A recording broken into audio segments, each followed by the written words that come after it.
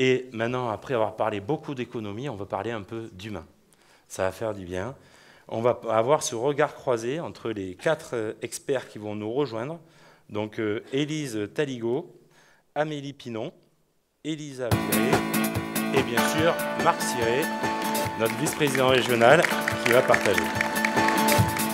Je te laisse la zapette. Merci Pierrick. Et je vous laisse nous parler d'humain. On va essayer.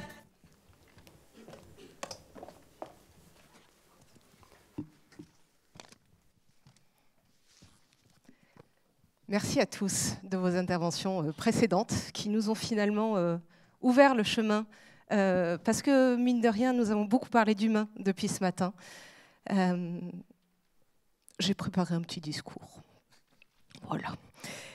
Chers consoeurs, chers confrères, chères toutes et tous, le cabinet du futur, l'IA, l'innovation, le digital, les business models, etc., sont des sujets à haute importance dont il faut absolument s'emparer, et j'en suis convaincue, afin que nous puissions passer le cap de la transformation et continuer à exister dans 5 ans. Mais au milieu de tout cela, il y a un pilier fondamental qui me tient particulièrement à cœur et que je suis fière de pouvoir aborder devant vous, c'est l'humain.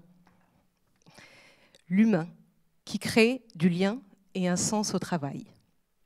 La machine, c'est bien, c'est un super outil, mais on ne va pas partager un café, une pause ou un repas avec une machine. En préparant cette intervention, j'ai pu faire plusieurs constats.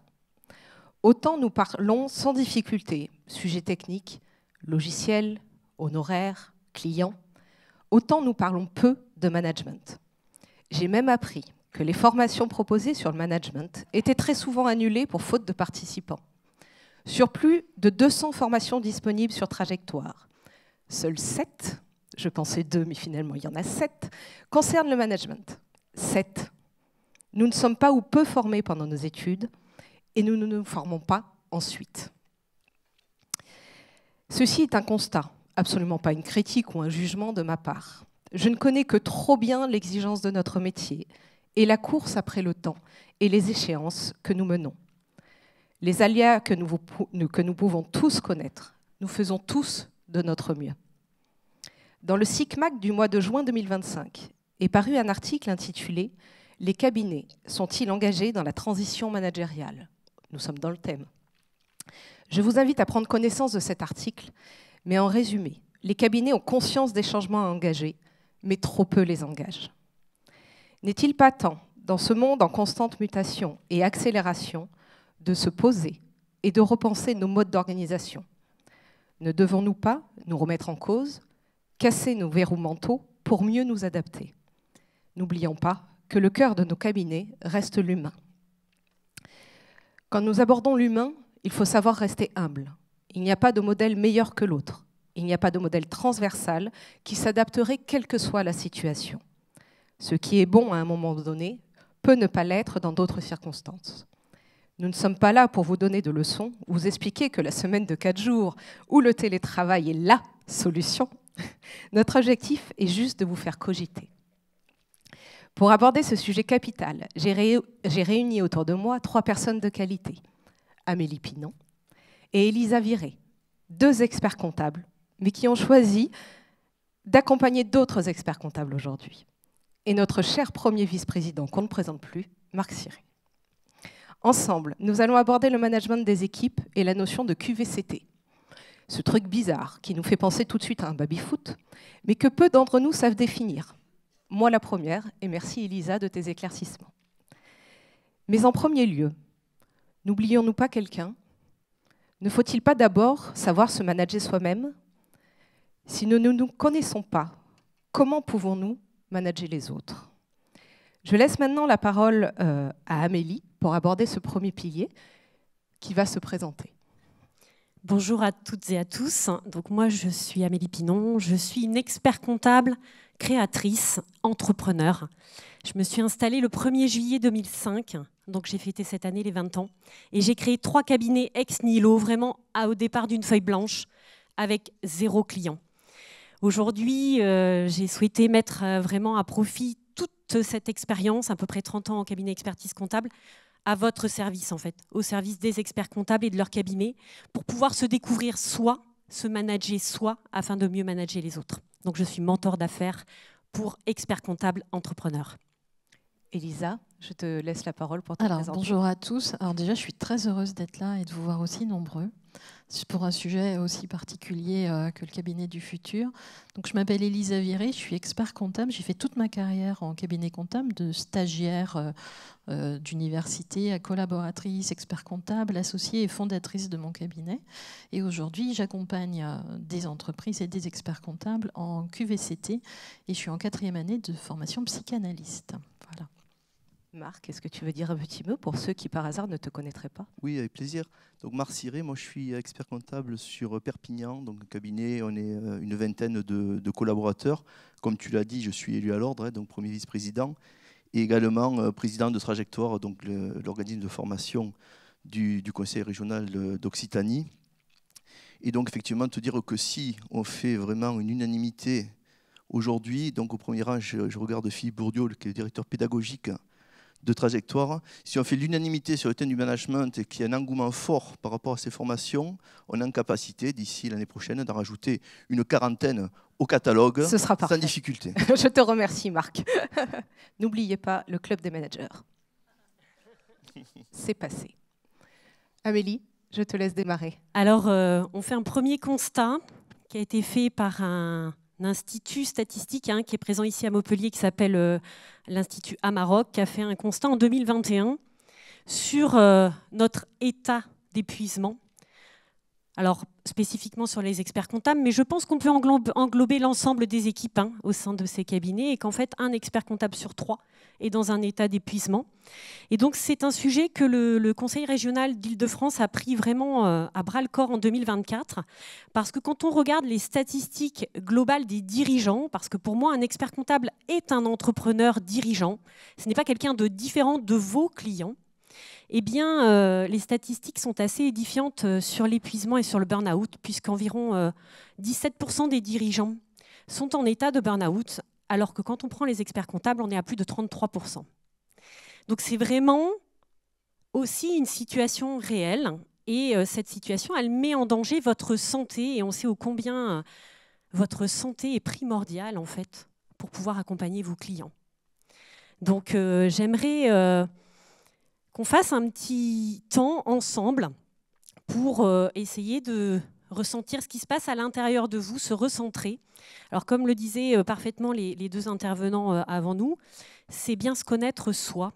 Et pour se connaître soi, et pour prendre du coup les bonnes décisions, eh bien, il y a des outils pour ça, parce que lorsque l'on est dans un état de stress, de contraction, où on gère les imprévus au quotidien, mais on subit le quotidien, eh bien, je peux vous assurer que les choix que vous prenez ne sont pas les bons.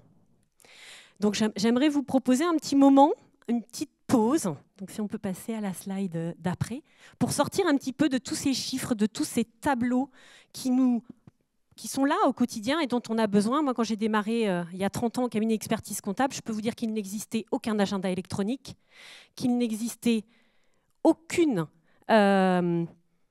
possibilité de faire des déclarations, tout était papier, on sortait toutes les liasses papier, on faisait signer les clients papier. Enfin voilà, je veux dire, c'est un monde. En 30 ans, il s'est passé énormément de choses. Et qu'en fait, j'ai vu comment votre vie, et comment ma vie aussi, a accéléré. Et c'est ce que expliquait très justement Philippe Boulanger ce matin. Donc j'aimerais qu'on ralentisse un instant, si vous êtes d'accord. Si vous étiez là à l'Assemblée Générale l'année dernière à Narbonne, le plongeur Guillaume Néry nous l'a fait. Alors lui, il a parlé de performance. Moi, je ne vais pas parler de performance parce qu'on n'est pas là pour performer. On est juste là pour se recentrer sur soi. Donc, je vous invite vraiment à vous asseoir confortablement. Alors, dans l'idéal, de ne pas être avachi sur votre super fauteuil bien confortable, mais d'être un petit peu tonique et de surtout avoir vos pieds bien ancrés dans le sol, puisque le sol, eh bien, c'est la connexion à notre terre et aussi à nous tous, et de bien ressentir ce qui se passe sous vos pieds. Pour ceux qui sont à l'aise avec ça, eh bien, je vais vous inviter à prendre une grande inspiration profonde, une inspiration qui est la vôtre. Surtout, ne suivez pas l'inspiration de votre voisin, parce que nous avons tous un rythme différent. Et de bien inspirer, et de bien expirer, surtout très important d'expirer. Souvent, les expirations ne sont pas suffisamment profondes. Si vous êtes à l'aise, vous pouvez fermer les yeux ou trouver un point fixe, soit sur nous, soit sur cette belle photo de Corse que j'ai prise l'année dernière. Et je vous invite vraiment à renouveler cette inspiration et cette expiration de manière naturelle et à la fois d'y porter une attention, une conscience. Et lorsque vous êtes connecté à ce qui se passe à l'intérieur de vous, quel est votre état intérieur, ce qu'on appelle un peu sa météo intérieure? Je ne sais pas s'il y a des personnes qui ont des enfants dans la salle, mais quand ils regardaient Dora l'exploratrice, elle parlait de la météo intérieure. C'est qu'est-ce qui se passe à l'intérieur de vous à cet instant précis? Est-ce qu'il y a une tension quelque part? Est-ce que c'est agréable? Est-ce qu'il y a des pensées? Parce qu'on a un cerveau qui pense en permanence. Donc, est-ce qu'il y a des pensées qui arrivent? Est-ce que certains d'entre vous ressentent les battements de leur cœur? Quelque chose qui bat à l'intérieur de soi. Quand vous êtes là, à ce moment précis là, maintenant, en fait, vous êtes présent à vous. Vous êtes vous-même. Vous n'êtes pas un personnage, vous n'êtes pas une personne qui est un collaborateur, un expert comptable. Non, vous êtes un être humain, vous êtes un personnage et vous êtes dans votre présence. Et tout ce qui est important dans ça, c'est qu'on ralentit parce que ce que les clients attendent, ce n'est pas de la vitesse, c'est de la présence. C'est d'être là avec eux, d'être en capacité à pouvoir les écouter. Et si vous allez vite, vite, vite, eh bien vous n'aurez aucune possibilité d'entendre ce que le client a à vous dire. Et il ne faut pas oublier que le client, c'est celui qui fait travailler le cabinet et qui répond au modèle d'affaires pour avoir un cabinet rentable. Donc si c'est OK pour vous, je vous invite à réouvrir vos yeux. On n'a pas fait la première question, donc on va le faire maintenant. Donc je vous invite à prendre votre petit boîtier. Quel mot résumerait votre état intérieur? Eh bien, ça tombe très bien, tout de suite maintenant, après avoir pris un petit temps de présence à soi. Alors, Marc, est-ce qu'il y a un mot qui te vient maintenant? Moi, j'ai écouté tout ce que tu as dit. Ouais. C'est ancré. C'est ancré. Ancré. Les pieds bien posés sur terre. Génial. Et le sentir, le ressenti. Elisa? Alors pour moi, c'est présente ici et maintenant. Génial. Élise, un pot? Oh bah toujours stressée. Stressée toujours. Pourtant j'ai respiré. Waouh. La respiration est quelque chose de fondamental en nous tous. Si nous ne respirons pas, nous ne pouvons pas vivre. Et le battement de votre cœur s'installe en soi à la 6e semaine dans le corps de votre maman. C'est quelque chose qui est naturel, qui permet au corps de se développer, de grandir. Et souvent, on n'y prête pas suffisamment attention. Alors, est-ce qu'on pourrait... Ouais, super, 173. On va pouvoir... si on est autour de 200, ce serait parfait. Vous êtes tous hyper connectés et du coup, vous n'avez pas vraiment envie peut-être de répondre. On va peut-être pouvoir avancer. On va pouvoir avancer, exactement. Allez. Fatigue. Tiens, la période fiscale a été difficile, probablement. On a quand même, alors il y a fatigue, fatigué, c'est quand même, il y a le mot calme. Donc pour les personnes qui ressentent ce côté détendu, calme, tranquille, apaisement, c'est plutôt une bonne nouvelle. C'est tout petit quand même. C'est tout petit quand même. La fatigue, on est tout à fait dans ce qui représente la profession. C'est ça. C'est plein dedans. On va essayer de faire bouger un peu les choses parce que l'être humain, vous êtes la mine d'or en fait au sein de vos cabinets. Et cette mine d'or, elle ne demande qu'à être explorée, elle ne demande qu'à être mise en avant.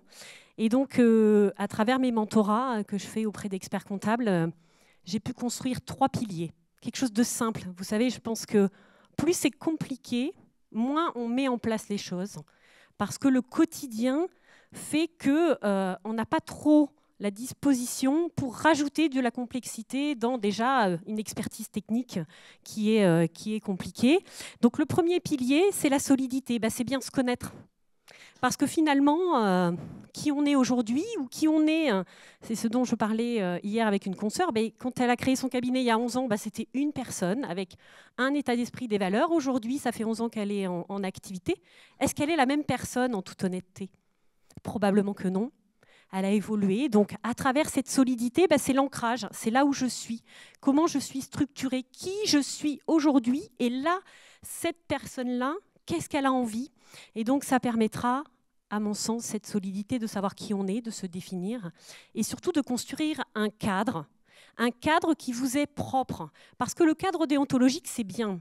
Il a été créé il y a 80 ans. Alors, bien sûr, il a évolué. Il a passé aussi les âges, mais on va fêter les 80 ans de la profession cette année. Et ce cadre, il n'est pas fait pour tous.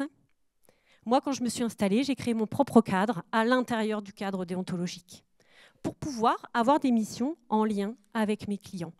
Et toi, Marc, est-ce que tu es solide et que tu as cette stabilité et que tu te connais bien en fait, dans l'expert comptable que tu es aujourd'hui? Bon, moi, vous l'avez noté, dans le groupe, je suis l'apprenant. Je suis l'apprenant manager. Et sur ces matières, voilà, il faut l'humilité et j'apprends tous les jours. Ouais. Donc effectivement, quand je regarde les 3 piliers qui sont partagés, il y a pas mal de mots qui terminent en T. Moi, j'aurais tendance à parler d'exemplarité, essayer de s'appliquer ça. Quand on veut manager effectivement les autres, il faut se manager soi-même. Donc il faut être exemplaire. Et par rapport aux termes qui me font réagir, c'est la clarté. La clarté, si on n'est pas clair soi-même sur ses objectifs, sur son organisation, sur son arbitrage entre sa vie personnelle et sa vie professionnelle, c'est dur de manager. Donc j'ai bien entendu ce qui a été dit avant, ce qui a été dit par Christophe, Pierrick, sur le temps de se poser, de ralentir aussi et de réfléchir.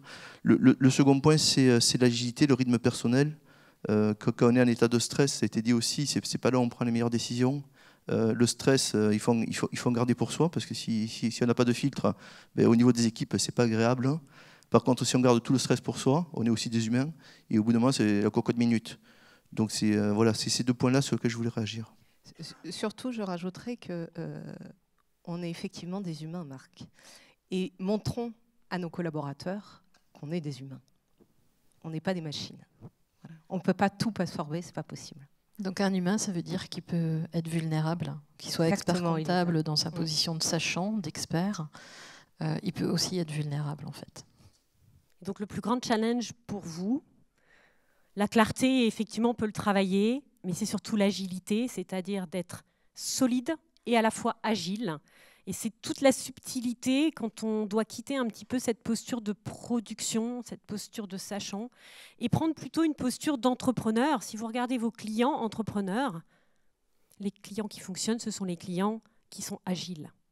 Donc, appliquons aussi ce que l'on peut voir de nos clients. Pour pouvoir faire cette démarche, comme vous l'avez expliqué très bien précédemment par votre propre expérience, eh bien, c'est une démarche volontaire, c'est-à-dire que c'est un engagement qu'on prend avec soi-même et c'est surtout une mise en responsabilité, c'est-à-dire je prends la responsabilité de m'engager dans quelque chose, dans une démarche, avec des objectifs clairs. C'est une démarche qui est effectivement, pour moi, 12 mois, c'est un temps idéal pour pouvoir vraiment enclencher des outils qui peuvent être expérimentés et du coup validés ou pas. Dans ces outils, vous avez des outils qui concernent la posture interne, c'est-à-dire ce qui se passe à l'intérieur de vous, pour que l'humain soit connecté et présent au sein des équipes, avec les clients et les partenaires. Dans ces outils, il y a la respiration consciente qu'on a légèrement frôlée et expérimentée. Il y a bien sûr tout ce que vous mangez. L'alimentation est très importante parce que votre corps doit le digérer et ça prend beaucoup d'énergie. Le sport, la création d'espace pour vous, de bulles d'air dans vos agendas. Alors moi, j'appelle ça les demi-journées RAF. Et vous m'excuserez l'expression, mais j'appelle ça des demi-journées rien à foutre. C'est-à-dire, je ne fais strictement rien. Et je ne vois personne. Ce sont des journées avec énormément de potentiel de créativité.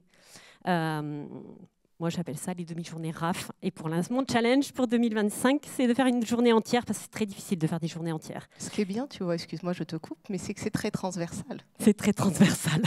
C'est clair. Christophe, c'était une demi-journée un mardi après-midi. Voilà, toi, Voilà. ça peut être... Moi, c'est une fois par trimestre, Une fois par une demi-RAF. Voilà, Voilà, exactement.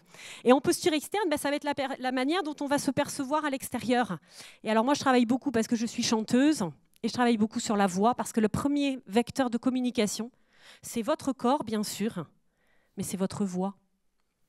Le client, lorsqu'il vous appelle au téléphone, la première chose qu'il entend de vous, c'est votre voix.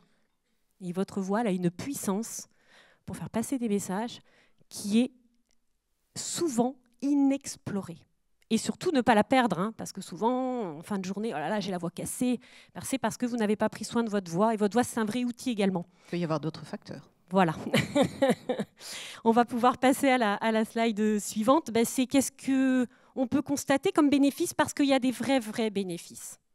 Vous l'avez vu avec les intervenants précédents, mais il y a des bénéfices sur tous les plans. Moi, mes clients me disent j'ai passé une période fiscale beaucoup plus agréable que l'année dernière. J'ai beaucoup moins subi. Je suis en train de construire une équipe soutenante et soutenue. J'ai donc aussi une reconnaissance de mes clients, parce que mes clients comprennent que je suis vraiment là pour eux et pour répondre et écouter leurs besoins. Donc, la panel des bénéfices, elle est en fait illimitée et elle dépend de chacun et de l'engagement de chacun de vraiment mettre en place une démarche pour mieux se connaître et mieux se manager. Marc, est-ce que tu aurais... Sur les bénéfices. Beaucoup d'interrogations sur ce que tu, sur ce que tu dis. Effectivement, là, on est un peu sur un temps de coupure dans cette journée du cabinet du futur. Donc justement, on réfléchit à ces thèmes-là. La difficulté qu'on a tous, c'est quand on revient dans nos cabinets, qu'on est absorbé par le quotidien, et tout ça passe, je dirais, au second rang, parce qu'on a d'autres priorités, qui sont souvent des priorités techniques, qui prennent le dessus. Et dans la réflexion que j'entends, c'est voilà, l'accompagnement, se fixer des rendez-vous, et peut-être qu'on a un tiers externe, un conseil, voilà, quelqu'un, un mentor, quelque chose qui nous met une obligation, un peu comme disait Christophe tout à l'heure, j'ai retenu ce qu'il a dit, la fameuse journée où on t'a dit prends-la le mois prochain. Alors si c'est une décision que je prends moi, le mois prochain je ne la prends pas, c'est pas grave, je ne vais pas me faire reproche. Mais si on l'a dit par rapport à un tiers et qu'on doit revenir en arrière, c'est plus compliqué. Votre plus grand challenge, dans tous les cas, c'est de savoir s'entourer. Parce que seul, c'est très difficile de prendre du recul sur soi. Voilà. Et d'être accompagné nous oblige. D'être accompagné, c'est un tiers qui est complètement impartial et qui va venir aussi un petit peu bousculer et puis vous aider à peut-être renaître ou à coucher, selon la terminologie qu'on emploie. Et puis continuer aussi, si vous êtes dans un métier plaisir, à prendre du plaisir en fait. Parce que ce sont des métiers de relation. L'expertise comptable est un métier de relation, qu'on soit collaborateur, expert comptable, stagiaire, expert comptable. Nous sommes en relation avec des clients. Et donc, c'est ça qui nous fait vibrer. La technique, ok, mais je ne pense pas que ce soit ça foncièrement qui vous ait guidé vers ce métier. Alors, une dernière question pour ma part. En un mot, qu'est-ce que vous portez seul, parce que vous en portez, j'imagine, beaucoup, et que vous pourriez partager avec vos équipes, parce qu'on va parler maintenant... Elisa va pouvoir parler des équipes et de la QVCT. Et beaucoup plus que ce qu'on pourrait imaginer. Oui. Et oui, et même déjà de se poser la question de qu'est-ce que je porte seul et qu'est-ce que je pourrais partager avec mes équipes. Je ne suis pas sûre qu'on se la pose très souvent. Marc, tu as un exemple à nous donner par rapport à ça? Je réfléchissais effectivement. Je dis, si j'étais dans la salle, qu'est-ce que j'aurais répondu? Moi, l'imprévu. Ah, je n'avais pas vu que tu avais écrit ça sur ton t-shirt. Ben voilà. On en a tous les jours. L'imprévu, parce qu'on est sur des périodes avec une saisonnalité, une forte activité. On a toujours des imprévus, hein, la difficulté sur un dossier, le nouveau client, la difficulté qu'on n'avait pas anticipée. Et comme on sait qu'au niveau des équipes, bien souvent, on anticipe que tout le monde est quand même bien occupé, on a tendance à le récupérer. Et bien souvent, ce qu'on dit aux équipes, ce que j'essaie de m'appliquer à moi-même, c'est d'essayer d'en parler, de voir les ressources qu'on a, parce que finalement, tout le monde est occupé, mais il y en a qui sont plus occupés que d'autres. Et donc, voir les ressources qu'on a, et essayer de répartir la charge de travail sur la disponibilité et la compétence. Alors, je vois que ça ne monte pas beaucoup. La question s'adresse à vous aussi, collaborateurs. Bien évidemment. Qu'est-ce que vous pensez qu'on pourrait partager, nous, en tant que manager et expert comptable, avec vous et on ne se pose pas la question, et on devrait plus souvent vous poser la question. La responsabilité, tiens, ce Mais mot. non. Super. Alors, moi, personnellement, je vous rejoins à fond. Alors, je ne m'y attendais pas du tout. Hein. Tu vois, ouais. Et dans notre préparation, pour être tout à fait honnête, j'ai parlé de responsabilité. Et Elisa et Elise me disent, on parle toujours de responsabilité. Et les experts comptables ont ce poids sur les épaules de la responsabilité. Parce que vous pensez souvent responsabilité technique, responsabilité engagement, assurance, etc. Mais il y a aussi la responsabilité humaine, de qui on est, de faire des choix. Et donc dans la responsabilité, c'est très, très large. Mais c'est très intéressant.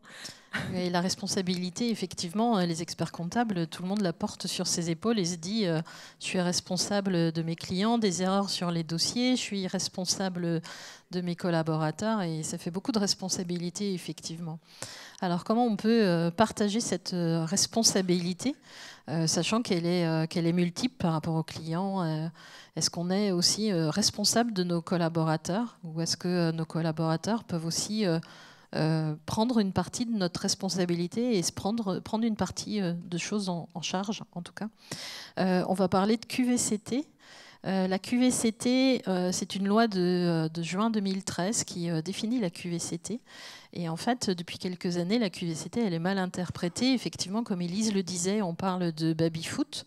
Il y en a un chez toi, je crois, de bande de... Ah oui, oui. Venez chez nous.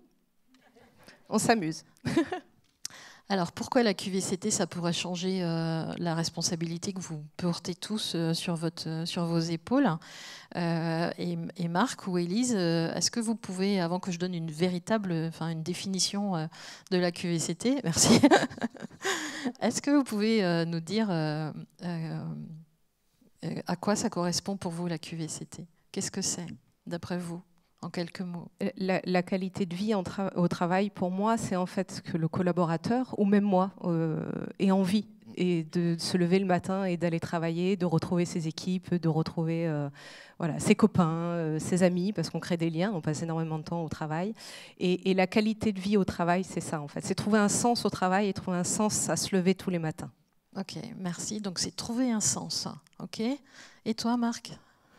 Par rapport à ce qui était dit tout à l'heure, nuage de mots, la notion de responsabilité, moi la responsabilité, je la rattache aux valeurs qu'on doit porter au niveau du cabinet, du moins que je souhaite porter, valeurs de confiance, une chaîne de confiance au niveau des collaborateurs, des valeurs de proximité avec les personnes et forcément des valeurs de qualité et de technique.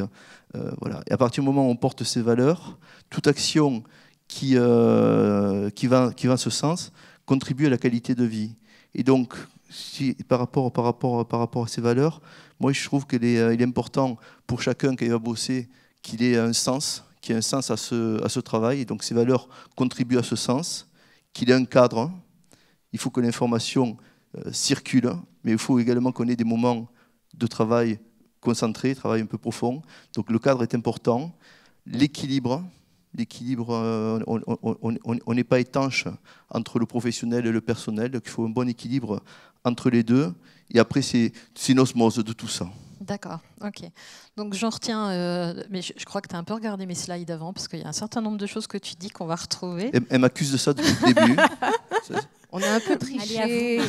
Donc en tout cas, je retiens qu'il y a du sens, qu'il y a des valeurs, qu'il y a de la confiance, de l'autonomie en tout cas, et d'avoir envie d'aller travailler effectivement.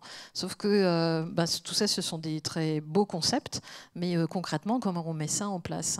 La QVCT, ça vous invite à passer d'un management directif, où c'est l'expert comptable qui est le sachant et qui a une position haute, à un management coopératif, voire participatif en fait. Et donc la définition, alors je l'ai fait très courte, hein, mais je vous invite vraiment à aller voir la loi Annie de juin 2013. Elle est vraiment très, très facile, très lisible et très instructive. Et elle parle quand même de rentabilité aussi et de profit. Elle ne parle pas que de faire du management. On n'est pas dans le monde des bisounours pour autant.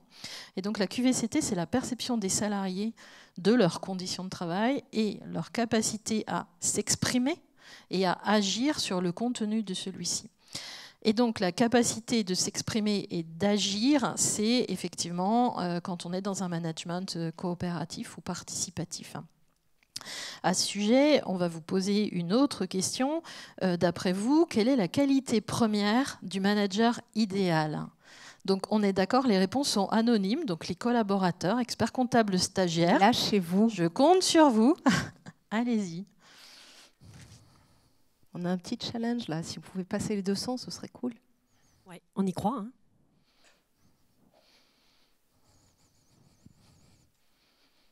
Alors, sans spolier. Élise, Marc, Amélie, est-ce que quelqu'un veut donner son mot pour, dans le nuage de mots ? Moi, je dirais empathie. Moi, je suis embêté parce que j'ai 2 mots. Ah. 3 mots même. On a dit un mot, Marc. Embarquer le collectif. Embarquer le collectif. Ok. Donc quelqu'un qui serait charismatique en fait. Charismatique. Ok. Et pour moi, ce sera la capacité d'écoute. Ok. Écoute, empathie, charismatique. On est à 214. Est-ce qu'on essaye les 250 ? Ça va être compliqué, Elisa. Ça va être Ah, c'est compliqué. bien, Mais c'est pas mal. Bon, bah alors on va s'arrêter là. Alors, qu'est-ce que ça sort ? L'écoute. Yes. L'écoute, de l'empathie, de l'accompagnement, de la compréhension, de la disponibilité, toxique. Ah bon ? Exemplarité, Waouh. il faut le dire. Fédérateur, participatif, reconnaissant, juste, bienveillant. Ce sont des qualités très humaines, mais pour autant, le manager, l'écoute, l'empathie, eh bien tout ça, ça s'apprend en fait. Et effectivement, je rejoins Élise.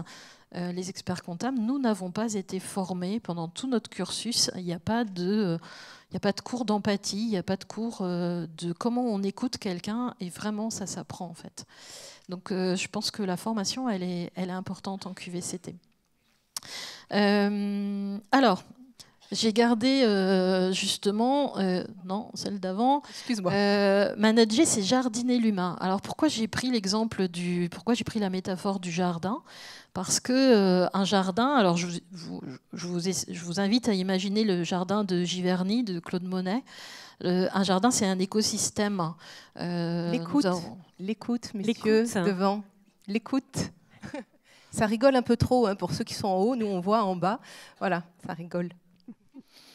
Pardon, Elisa, excuse-moi, tu peux continuer. Pas de souci. Mais après, je vais aller poser une question à Eric, et comme ça, voilà. Je verrai s'il a bien suivi. Donc, pourquoi le jardin ? C'est parce que, donc, si vous voyez l'image du jardin de Claude Monet, c'est parce que la QVCT et le management, ça prend du temps. On parlait tout à l'heure d'accompagner un dirigeant, ça prend au moins 12 mois. Accompagner une équipe, c'est un système, c'est systémique en fait. Et donc, du coup, ça va prendre du temps et ça va évoluer au fur et à mesure des expérimentations que nous allons faire ensemble.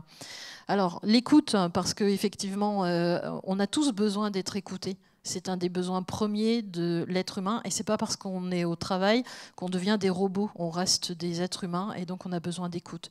L'écoute, elle se fait dans un cadre particulier. On n'écoute pas toute la journée parce que ça demande d'être présent à l'autre.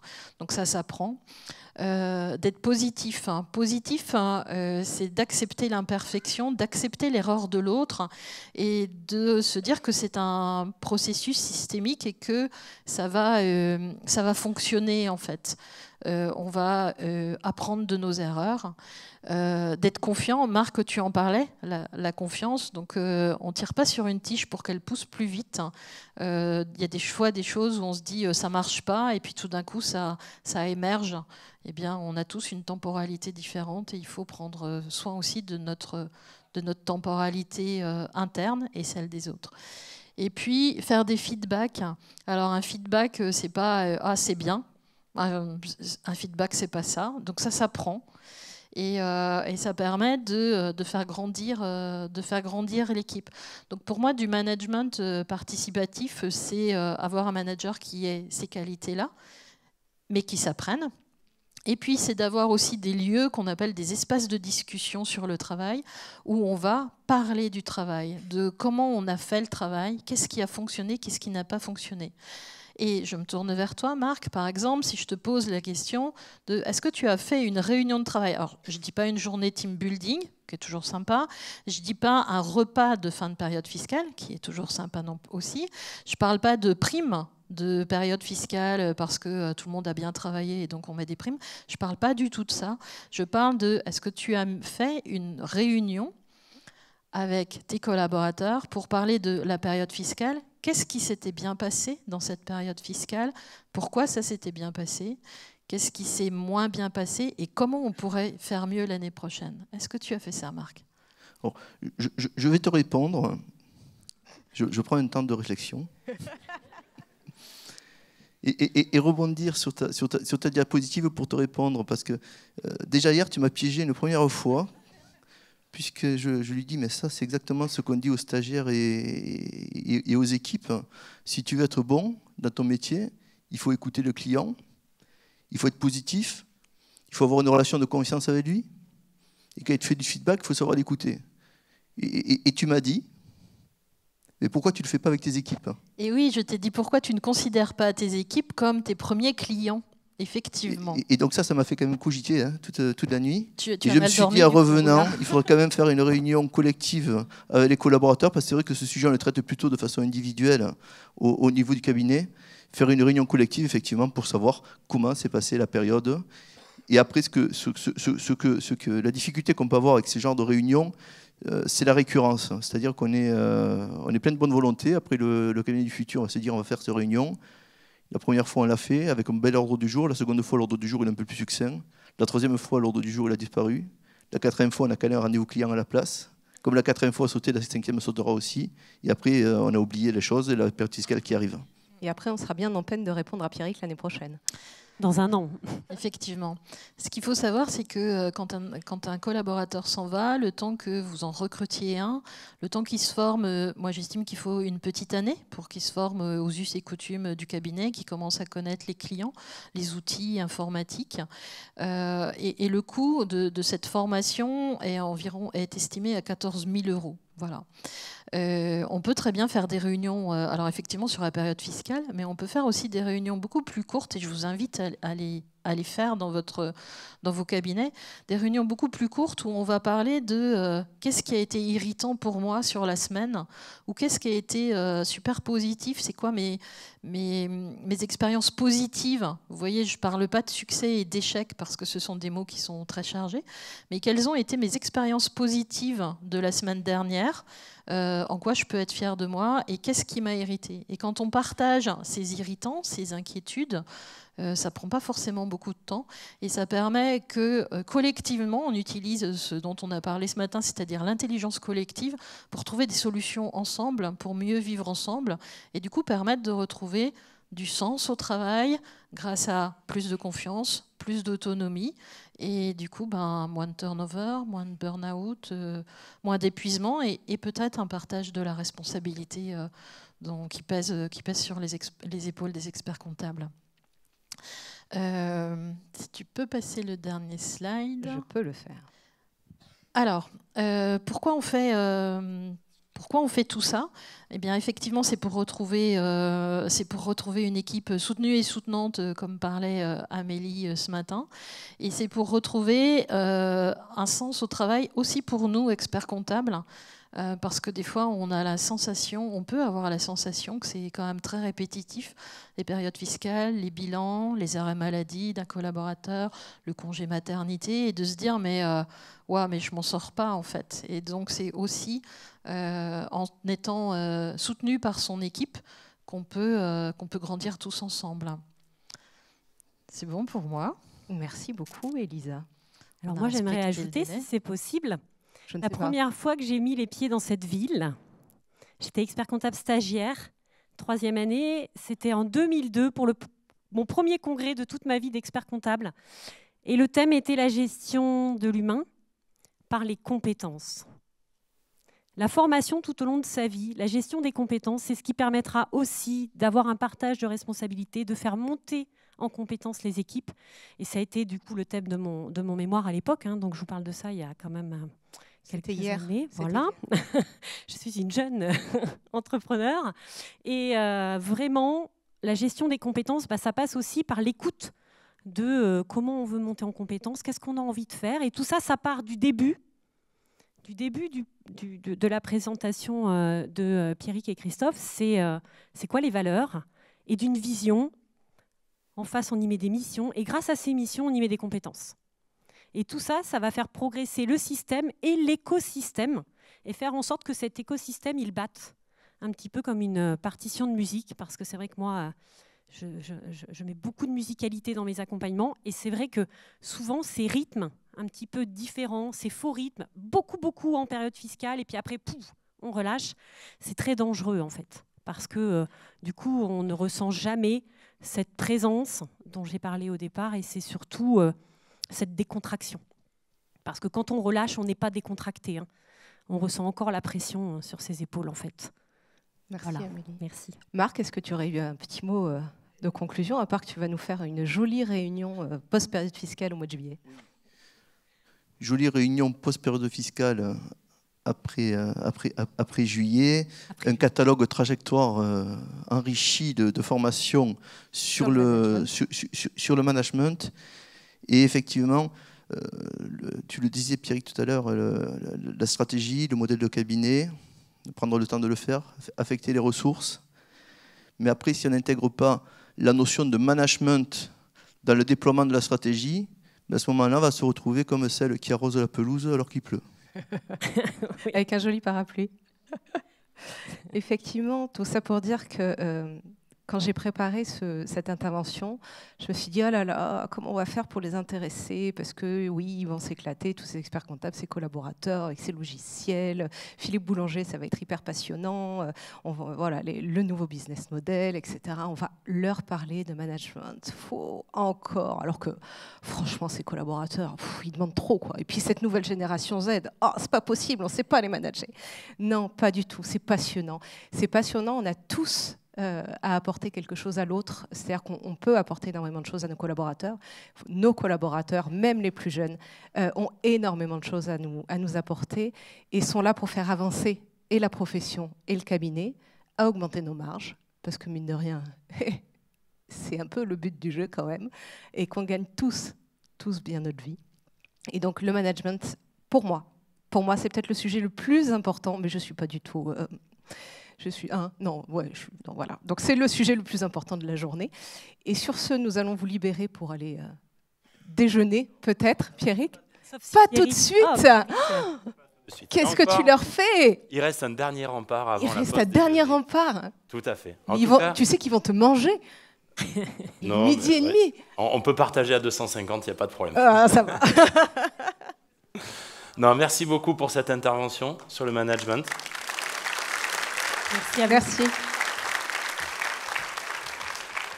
Vous avez raison, on peut largement les applaudir parce que ce n'est pas le sujet qui paraissait le plus naturel ou celui sur lequel on a le plus tendance à s'investir. Je pense que les statistiques de trajectoire que j'ai appris hier d'ailleurs, on parle suffisamment, surtout le fait qu'on annule justement des formations en management par faute de participants.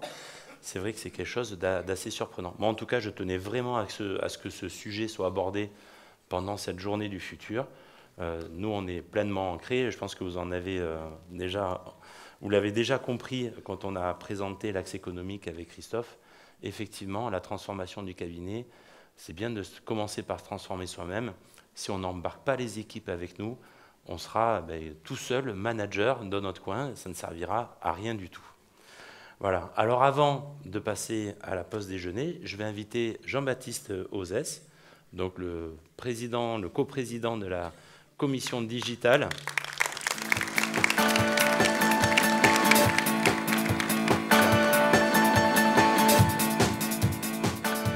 Le coprésident de la commission de transformation du cabinet, Jean-Baptiste, qui va nous parler du déclic qui va se tenir donc à Toulouse. Donc, bonjour à tous. Donc, je suis venu en tant que Toulousain partager cette journée avec vous. Donc, merci Pierrick d'abord pour la matinée d'une grande qualité, c'est très intéressant. Donc, je suis venu vous parler de la journée déclic, qui est un peu le pendant de côté Toulouse de cette journée cabinet du futur, avec un aspect un peu plus techno. Donc, la date à retenir, c'est d'abord le 2 octobre, au domaine de Pressac, à côté de Toulouse, et c'est la veille de l'Assemblée générale de l'Ordre. Donc, venez passer 2 jours à Toulouse, le 2 et 3 octobre, vous êtes les bienvenus. On a essayé de construire un programme un peu équilibré. Donc, avec trois conférences. On va reprendre d'abord le thème qu'on vient d'aborder, le management, avec Julien Estier, qui viendra nous faire une ouverture sur ce sujet-là.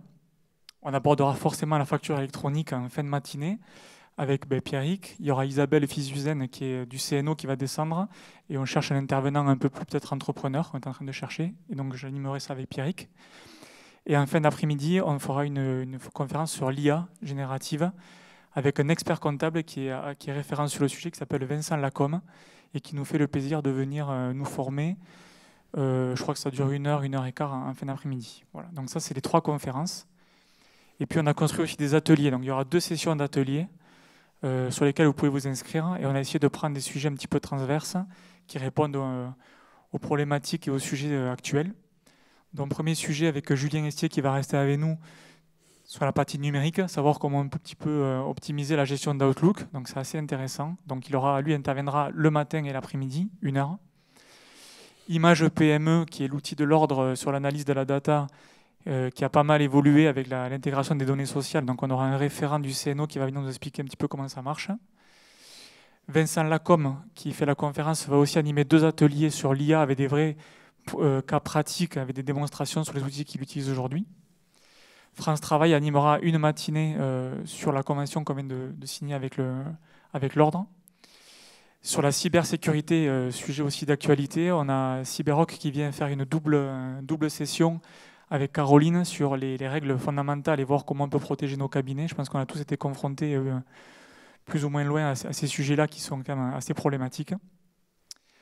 Nathalie Ripoche va venir pour faire une démo du site de l'Ordre qui est d'une richesse assez importante. Donc Eric en parlait ce matin.